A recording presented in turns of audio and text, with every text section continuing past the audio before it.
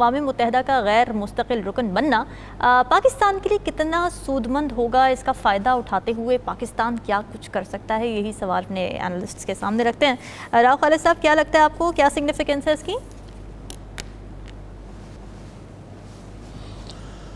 Significance आप इससे अंदाज़ा लगा लें कि हमारी जो एज ए बानी रुकन यूएन के हमारी जो कंट्रीब्यूशन है 8वीं दफ़ा, जैसे आपने बताया 8वीं दफ़ा पाकिस्तान इसका हिस्सा बना है, और उसमें जो कह लें मिसाली वोट मिले हैं पाकिस्तान को, 124 चाहिए होते हैं मेरे ख्याल है, तो कोई 193 में से 180 से ऊपर 182 मिले हैं पाकिस्तान को। तो उसका मतलब ये है कि पाकिस्तान जब इस रोल में रहा है, जब भी रहा है 7 दफ़ा पहले, तो कोई ना कोई बात तो ऐसी है कि दूसरे मुल्क इस बात पे यकीन रखते हैं कि पाकिस्तान को इस पोजीशन में होना चाहिए, और ये 2 साल के लिए यकीन उसमें कंट्रीब्यूट किया। पाकिस्तान का बहुत इंपॉर्टेंट रोल रहा है थ्रू आउट, क्योंकि ये पीस कीपिंग एक बड़ा इंपॉर्टेंट शोबा है इसका, और पीस, दुनिया में पीस कायम करना वो भी एक बहुत अहम, इसका मकसद ही ये था आलमी जगहों के बाद ये जब बना फोरम, तो उसका मतलब ही ये था कि जो चार्टर उसका था कि दुनिया में अमन कायम हो, इंसानी हकूक़ के हवाले से चीज़ें हैं, बाकी हैं जो जंगों को रोका जाए, उस मामलात को बेहतर किया जाए। तो उसमें पाकिस्तान का जो किरदार है बतौर पीस मेकर के और पीस कीपिंग के, वो बड़ा तारीखी है। पीस कीपिंग, पाकिस्तान सबसे बड़ा कंट्रीब्यूटर है पीस कीपिंग में, यूएन की जो फोर्सेस हैं उसमें, और ऐसी ऐसी जगहों पे पाकिस्तान ने किया जाके अपना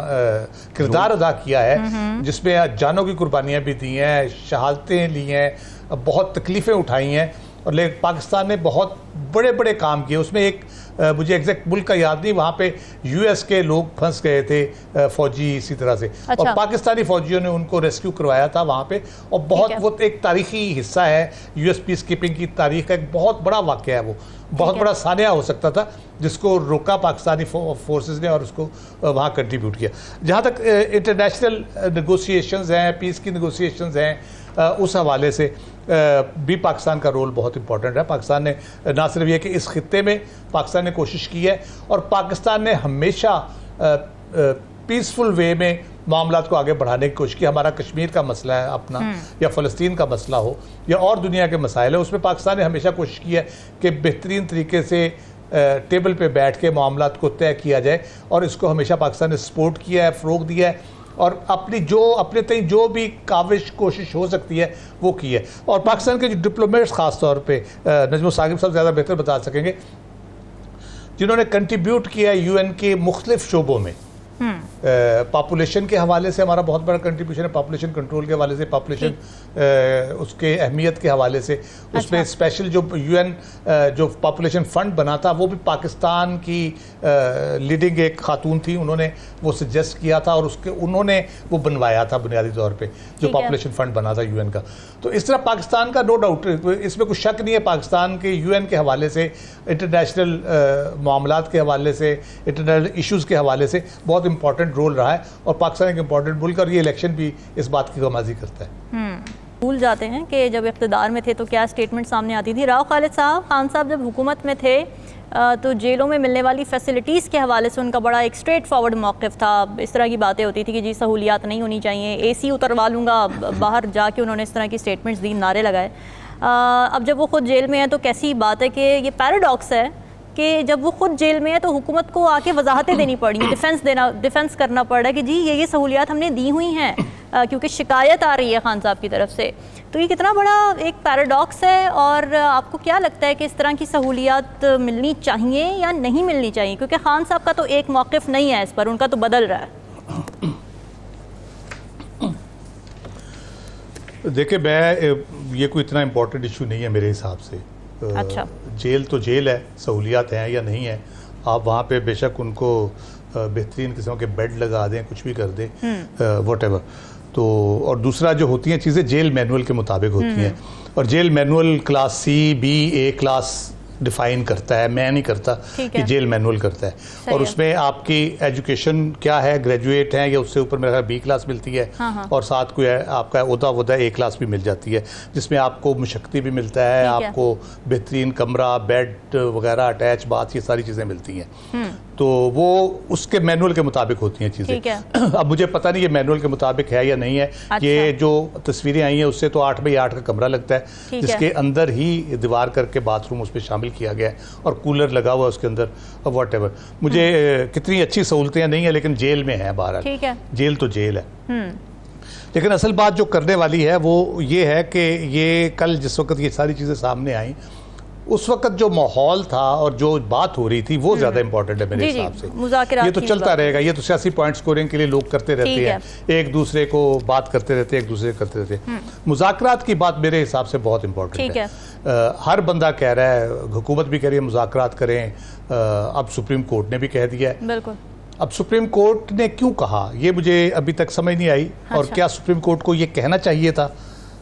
सुप्रीम कोर्ट ने अगर कह दिया है और इमरान खान साहब अगर मुज़ाकरात नहीं करते, क्या उसके कुछ नताइज निकलेंगे? सुप्रीम कोर्ट जहाँ तक कंसर्न है, अगर वो कहना नहीं मानते सुप्रीम कोर्ट का या उस राय को अहमियत नहीं देते, तो ये बड़ी कंट्रोवर्शियल हो जाएगी ये सूरत हाल सारी। मेरा ख्याल है सुप्रीम कोर्ट का ये मामला नहीं बनता था। अच्छा। कि वो इमरान खान साहब को इस किस्म की सजेशंस दें, इस किस्म की राय दें।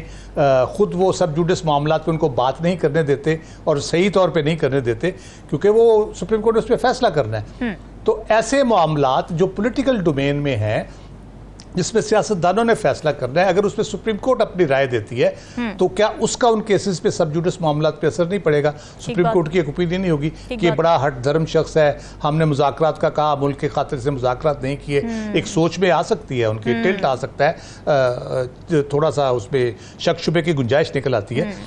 लेकिन इन मुज़ाकरात, हम इससे आगे बढ़ के अगर देखें तो इन मुज़ाकरात से क्या हासिल करना चाहती है हुकूमत? हाँ। अगर इमरान खान साहब मुज़ाकरात करते हैं तो क्या हुकूमत हासिल करना चाहती है उससे?